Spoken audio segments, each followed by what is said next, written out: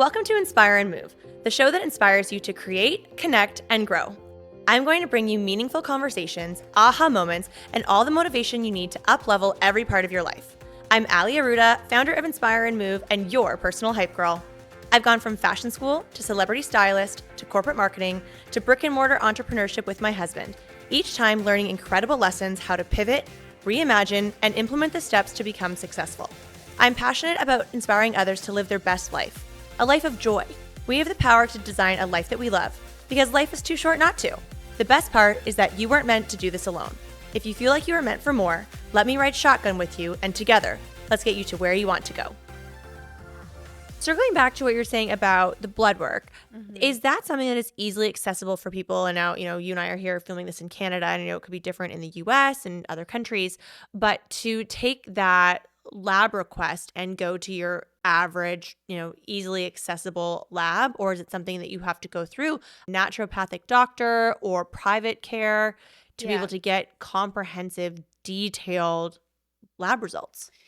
I would say 75% of the blood work should be completely covered if you have health insurance, or the medical doctor should be able to do it. The problem is that I believe medical doctors have rules of how often they can test for things. So for example, like hemoglobin A1C for blood sugar, which is super important. You want that level to be as low as possible. And when you make diet changes, you want to check again to see like, hey, is this changing? Is this an impactful thing that I'm doing? But doctors are only allowed to test that once a year. So they look at these things from a different lens versus like, hey, I have power over my body and I can make these changes and see improvement, where they have rules on how often they can test for things. But most of them, you can get tested at least once a year. It's when you have an active cancer diagnosis that there's at least like 25% of the labs where the doctor's like, why would you want to check that? Like, why would you want to look at these growth factors? Why would you want to look at fasting insulin or, even blood sugar balance? Like, why would you want to look at that so often? So they look at cancer in a very different lens, and they don't test for a lot of these things. So that would have to be through a naturopath or through private, like a nurse practitioner even, and getting that done on your own. Because they look at it as, if you're going into chemo, let's make sure your kidneys are fine, your liver's fine, your immune system isn't too compromised, and you can do this therapy. Where naturopaths, we look at it as, why is cancer even there?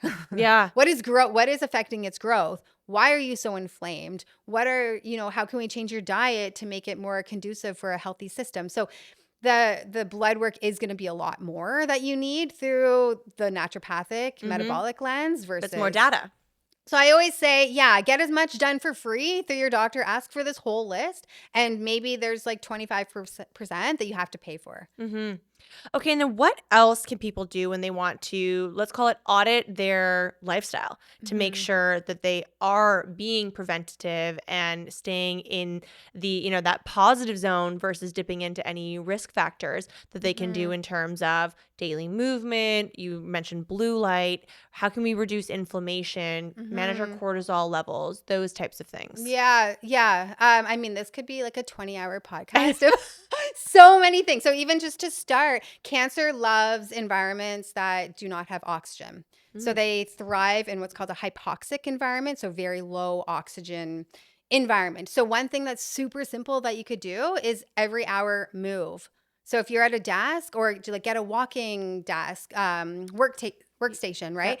Get up and moving. Like, that is so powerful just to increase oxygenation. Even breathing. Like, I don't know if I'm even breathing through this podcast here, but focusing on your breath, right? And just getting oxygen in that way. So just like super simple of walking more, moving your body, obviously exercise too. So there's studies showing that the higher muscle mass, it releases a chemical called myokines, and that can have a direct tumor suppression effect. So the higher your muscle mass is, the lower your risk for cancer as well, which is incredible. It's so incredible, of the things of just working out how that can empower your system.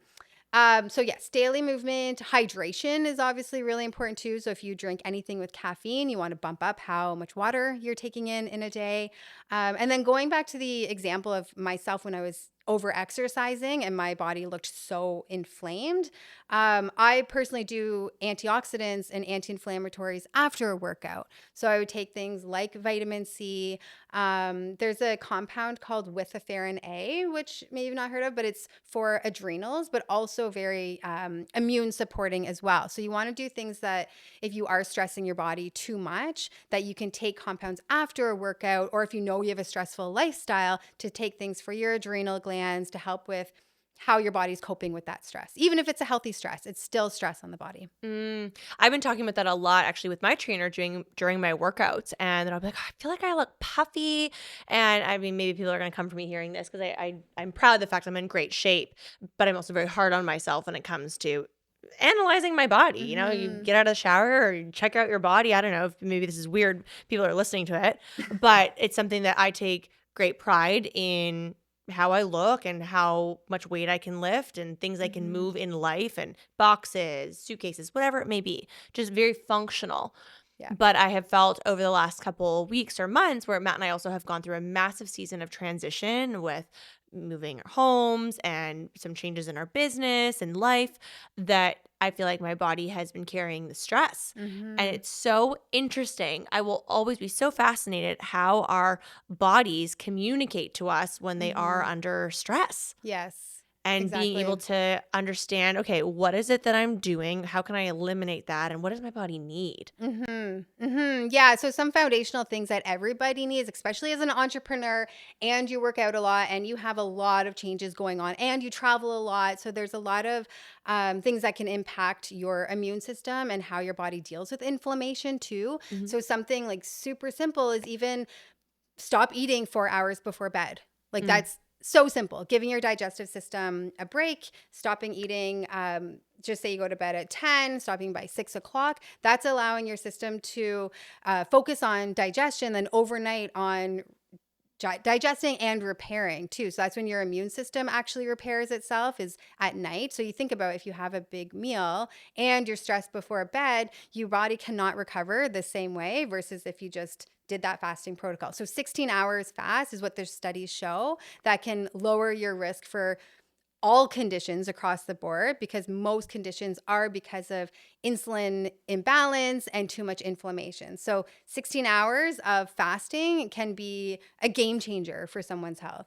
If you've never done a 16-hour fast before, just starting at 12 hours and seeing how you feel, and then bumping that up to 13 hours and 14 hours. There's actually studies showing how women with a cancer diagnosis, if they go into remission, just say they did all the therapies and they're feeling great, the studies show that even just 13 hours of fasting can reduce their risk of relapse by 75%. So that's a huge, huge thing. And these studies didn't even look at what they're eating too. So it's basically just fasting, like not having anything at nighttime for that extended period of time, can drastically improve their health. So fasting would be something super easy. Movement, hydration, even foods for your adrenal glands too. The foods to support how your body deals with stress. You want to focus on something simple like seeds, like hemp seeds, chia seeds, things with omega-3 in it and high fiber are extremely nourishing for your adrenals as well. I love that it's like you were like brain ninjaing me, because I was thinking, I was like, I can't wait to ask Lori about foods. Like, are there foods, like if you had to pick 10 food items that like everybody needs this to live a healthy life that's preventative of disease and just really focusing on longevity? Yeah. Yeah. So, of course, like I mentioned, I'm a huge advocate of gut health, Yeah. right? And so you think about all the things that inflame our gut can have a systemic effect. We know that 70 to 80% of our immune system is in our gut, right? So if you think about eating processed foods, deep fried foods, alcohol, sugar, too much, anything that can just inflame the gut, that is going to impact every part of your body. So focusing on low sugar foods, even low carbohydrate, is such a big deal. So high fiber, women and men should have at least 30 grams of fiber a day. Minimum, right? And so you think about that may even mean you have to supplement separately for that. So if you don't have a lot of, just say, grains, fruits, or vegetables, maybe taking something like psyllium husks, just doing half a tablespoon of that with water, starting your day with fiber, so you know that you're getting half the amount in and you're done. The other thing would be like pre and probiotics. So anything fermented is really important for your gut health. So looking at all the different bacteria that you can fuel your gut with. So fermented foods from olives to kefir, sauerkraut, kimchi, having that every single day. So having that in your fridge, and every time that you have a meal, just take a spoonful of it. So if you don't like the taste of fermented like sauerkraut, because I don't love it, but just having one spoonful of it is easy. Or if you're having a soup, just throw it into that or into your salads, anything. You just want to make it part of your lifestyle. The other thing is your adrenal glands rely on healthy fats. And so ways that you can improve healthy fat content. So through olive oil, MCT oil, coconut oil, you can add those into your meals every single day as well. So you're supporting adrenal glands, but every cell in your body is covered by a fatty lipid layer. And so you think about, you have to, in order for your cells to communicate properly, you need to get that fat, the healthy fat intake on a daily basis. I'm like just holding on to every word. It's like, tell me more. All right, let's talk about the hot word right now, protein. I feel like obviously protein has been around for years and years and years, but I feel like there is this giant awareness when it comes to protein, especially, and maybe I'm coming at this with a different lens as a gym owner and trainer, but I feel like now people are really paying attention to how much protein do I get in a day and where am I placing it between what am I having as a little starter, if you will, for a pre-workout for any of us that work out in the morning and post-workout, and then the rest of your balance of how you're going to consume your protein through the day. Yeah. And so if you are just say following the 16-hour fasting in the day, that means you have 8 hours to get enough protein in. And the way that you fit that protein in, or the amount that you should have, is very dependent on how active you are, what your goals are, if you have cancer or if you don't have cancer. So if you do have a cancer diagnosis, you really want to be careful on not overdoing protein, because that can act as a growth factor. So that's super important, because I know protein is extremely important for your immune system, for your hormones, for energy, for rebuilding and all of that.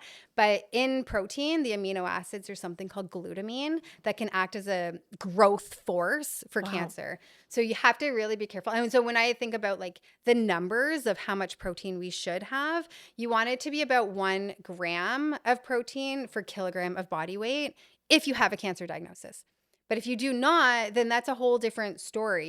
If you're working out, you're super active, you want to balance your hormones, and you really want to feel healthy, then you can lean even between like the 1.5 to 2 grams of protein per kilogram of body weight. So you could go a lot higher if you do not have a cancer diagnosis. That's fascinating. I mean, I certainly did not know that, and I think I come to that as a gym girly, like fitness enthusiast of a lot of the content that I consume online, and seeing different trainers talk about the macros and protein that you're going to consume. What are some of your favorite protein sources? So based on genetics, I do really well with animal proteins. So as long as they're organic, hormone free, all of that. So I'm a big fan of just even like eggs and chicken and steak, all of those things. So some people genetically do not do really well with that, and it can actually increase inflammation in them. Or with the cancer diagnosis too, like too much iron from red meat can actually stimulate cancer's growth as well. So anyone listening, it's really important, get your genetics tested just to see on a personalized level, like what should your diet look like. And even if you don't have cancer, you should know what is more conducive for your system, like how you break things down and how your body repairs and rebuilds. But for protein, I'm a big fan of eggs. I try to do as much plant-based as possible too, just to have that fiber and anti-inflammatory effects. So I'll make things like chia pudding with coconut, hemp seeds. I throw on pretty much everything. I make these crackers that are so easy. I'm not a chef like one bit, but Tell me more. I'll throw literally any seed that I have in my head. So I'll put sesame seeds, sunflower seeds, chia, flax seeds, and then I'll even put psyllium husks in there. I mix it into this big bowl. I put a little bit of water, and then I kind of make it into this like flatbread, but like really thin. And then I'll put that into the oven and bake it. Literally after 2 hours, you have the best, or you put on whatever seasoning you want in there too. Yeah. But high fiber, supports adrenals, and super high protein too. So it's literally any seed. Sometimes I'll put in like crushed almonds or walnuts, different nuts in there too. But I make batches of that last me weeks. So every single day, I know I have these like amazing bowel movements. I was like, do we go there next? We talk about poo? Amazing bowel movements, and I feel full too. So that's the issue too. When you start craving carbs, it's usually because your brain, your gut is needing something, right? And you want that quick energy fuel. So you feel like, okay, I need to have, something for dessert, or I need to eat more. But if you need to balance your hormones and your system, you really need to fill up on fiber and the proteins. And so these crackers, I'm just like, they're a game changer for anyone who just wants like something easy, and then you can make a big batch of it. Yeah, right. And then there's no fillers or preservatives in it. And then you can put like sea salt or garlic salt or like whatever you want to spice it up. Okay, guys, you heard that. Everyone needs to make note of that, or pause this episode, rewind, and write down all the ingredients to make those crackers. It's so easy. You cannot mess it up. You literally can't. Oh, and what else I do is I'll put in spore biotics. So it's like bacteria for your gut health. So I'll put that, which can sustain high heat. I'll put that in there. I'll also put, because my kids eat these too. So I'm like, how else can I sneak in all of these amazing things? So I'll put in activated charcoal in there. I'll put in spirulina or chlorella, not too much, because if it goes green, they're going to be like, oh, I don't want that. Fishy. What's up with this? Yeah, they can pick up on that. But I'll put in even like maca for myself, for my hormones, ashwagandha I'll put in there. So I'll see like, what do I do on a regular basis that I would, sometimes you get sick of having smoothies, right? Or you just don't want to take so many capsules. So I'll try to put it into the powder form into these crackers as well, just to make it super easy, where it's like, this is my supplement, eating these crackers. Okay, I want you to speak to the high achieving entrepreneur that's listening or watching this episode. And if you had a magic wand and you could design a ideal day for them, outside of what they do for work, but just in terms of a wellness plan for a high achiever, what would you do? Yeah, I would say when you first wake up in the morning, don't rush to your phone and go on your screen. I want you to take some deep breaths. I want you to, raise your legs and just get circulation going. And I also want you to start the day with some positive intentions of saying, this day is going to be incredible. Today is going to be the best day. Today, I'm going to feel patient. I'm going to be kind, like whatever you want to put out there for the day, because it's so quick to think of, holy shit, I have these 30 things I have to do today. And you go into this fight or flight and your cortisol goes through the roof. And we know when you have high cortisol, your body is like on fire pretty much. And that's even before you get out of bed. So before you get out of bed, just really set those intentions and take some deep breaths. Even this is like 5 minutes. You could even, do some stretches. And this is what I do before I get out of bed too. I'll just kind of like sprawl out. I'll just get some stretches in. And you could even have a journal if you want to write it down too. But just really put that out there of like, how do you want your day to look? Because we know there's always a million things that we have to do.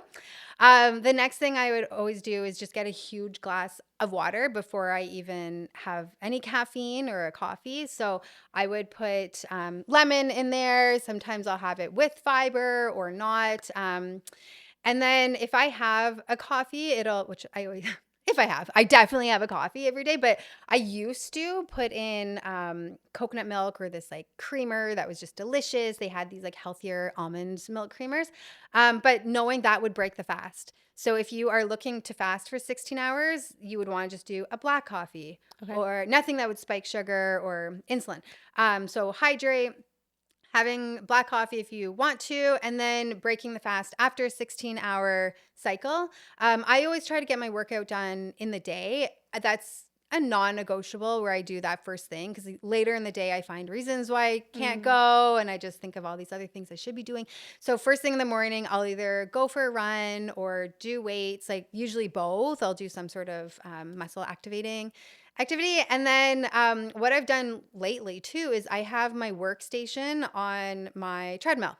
So I am just like gently walking throughout the day too, because that is a real concern. If you're sitting for 8 hours and answering emails and like doing all the things, you are going to feel exhausted, and then you're going to crave more coffee, or maybe you'll crave things that give you that quicker pick me up. So really just getting your body moving is going to help with energy and sustaining as well.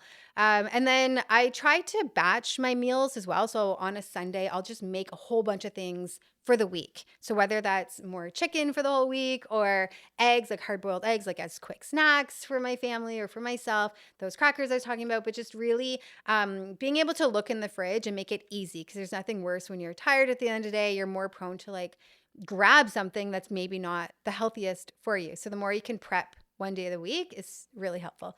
The other thing I try to do is get to bed before midnight. The hours before midnight are actually double restorative for you versus going to bed after midnight. So for example, if you went to bed at 1 a.m., that actually doesn't count as much sleep versus if you went to bed at 11, right? It's like the hours before midnight are really important. So if you are someone who, gets so much done in the day, it's really important to try to think of, maybe I could wake up earlier and do this versus staying up past midnight to do it. That's so interesting. Like, I mean, and that is one thing that for Matt and I, it was the last piece of our wellness puzzle. Like, we were doing all of these things in terms of, diet, water, lemon water in the morning, workouts, but we would go to bed and this was pre-entrepreneurship. We would go to bed at like 12, 1. And I remember reading this book by Sean Stevenson called Sleep Smarter. And I was like, I have to change this. And it's not even a habit. This was like full on routine. I'm like, I have to change this and I have to go to bed earlier. And now I really make a conscious effort of going to bed anywhere between 9:30 and 10. Yeah. And one thing I also really love too, just based on how much research there is on it, is taking melatonin. Oh, I love And melatonin. you may think like, oh, well, I sleep fine, but it's so interesting. There's a correlation between night shift workers and risk of cancer. So if you have interrupted sleep, likelihood your melatonin stores are lower, and the lower your melatonin is, the higher risk you have for cancer. So if you are many shift workers, like people who work in hospitals or whichever profession where they'd be up at night, but you don't even have to be a shift worker to have low melatonin. I've seen this in women where they have their levels checked for melatonin, and it's just from getting up in the night to go to the bathroom and they turn the light on, that can disrupt melatonin as well. Or if you travel a lot, different time zones, that can affect your melatonin. So supplementing with it can be really helpful, just to even lower inflammation, helps with hormones, even helps with serotonin as well, so your happy hormone. So melatonin is something that I personally take too at a lower amount, but you can I go even up to 1,000 milligrams for people as radiation protection if they are going through scans or imaging. So melatonin can be used for over 30 different mechanisms in the body, but from a preventative standpoint, helping circadian rhythms, melatonin can be a really great preventative agent. I'm so glad you shared this, Dr. Lori, because I feel like I have shared this with girlfriends on, girls trips or whenever we share a room and we're getting ready for bed and, lip masks are on and hand cream. And I'm like, okay, I'm going to have my melatonin. Do you want one? And I swear people think they're going to get addicted to it by having it one time. And there's this like bad rap around melatonin. Yeah. That I love it. And if I have something that I feel safe having and it can help me have a more restorative sleep so that I can then perform better in my full day, I'm going to take that path. Exactly. There's a doctor named Dr. Frank Schallenberger who's done thousands of research papers on melatonin and how important it is. And he actually showed that your body does not become lazy in producing it from the pineal gland. So you taking melatonin is not going to stop your own production, essentially. So it's augmenting and supporting your body, but most of us are low in melatonin because we're all on screens or we're looking at blue light or we wake up in the night for whatever reason or the light is just on or we're watching TV, anything that can block melatonin. So I would safely say most people are deficient in it, and supplementing it is usually very safe. So obviously this is not medical advice, but it is something that can benefit pretty much everybody. Okay, I love that. That's a hot take for me on this podcast. Blue light, you have mentioned this a few times in our conversation. Do you think we should all be wearing blue light blockers and glasses or taking something for it? Yeah, even buying on Amazon, you can get those screens, the blue blocking screen. So I have that on my phone. I have it on my computer screen. You can get the really cool looking glasses if you want. Yeah. Or get screens. Screens are very functional. Right. Just get the screen to put it on all of your screens, like the little plastic thing that protects the blue light from Yes, because that absolutely will block melatonin. There's also another really interesting study for people with a cancer diagnosis. They did a study on rats who have tumors and who have metastatic cancer. And in the rat, they removed the pineal gland that produces melatonin. And when they removed that, the cancer metastasized, and the rats had a shorter lifespan than the ones that had melatonin production produced regularly. So just by taking away that source of melatonin, the cancer became more aggressive and moved more aggressively in the system. So this is huge with whether you have a cancer diagnosis as like tumor suppression or as preventative. I think that's something, and I think I was sharing that with you before we started recording, is that I'm turning 40 really soon. And I just recently, in the last few weeks, have really started to look at my lifestyle of like, I'm pretty proud of it. Mm-hmm. But I'm like, I know that I can do a better job when it comes to longevity. That even things I think about during my strength training sessions of, again, we just moved. So Mm-hmm. I am lifting things and I know I'm doing them much better because I strength train versus not at all. And I Mm-hmm. want to ensure I'm protecting my back and protecting my knees. Mm-hmm. Matt and I were just playing pickleball the other day and I rolled my ankle. And I couldn't help but feel that I was able to have such a quick recovery to walk it off, roll it out, and be able to continue playing because I strength train regularly and take care of my body Yes.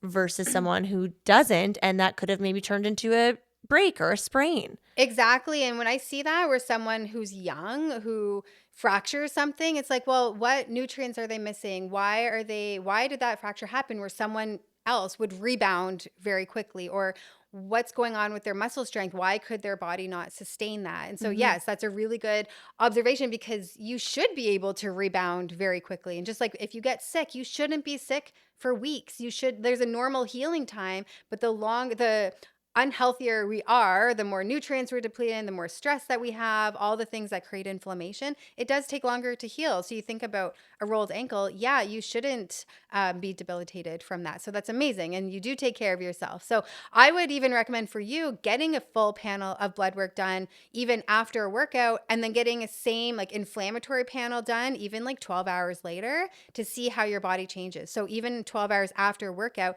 your body should be rebounded well, but you probably see people in the gym where they're like, oh, I was sore for like a week because of that workout. Yeah. Where some people who have the right nutrients, the right fuel, they're getting enough protein, all the things, they feel great the next day or the day after, right? So you should be able to recover and to heal quickly. And if you don't, that's a sign that we need to nourish our body differently.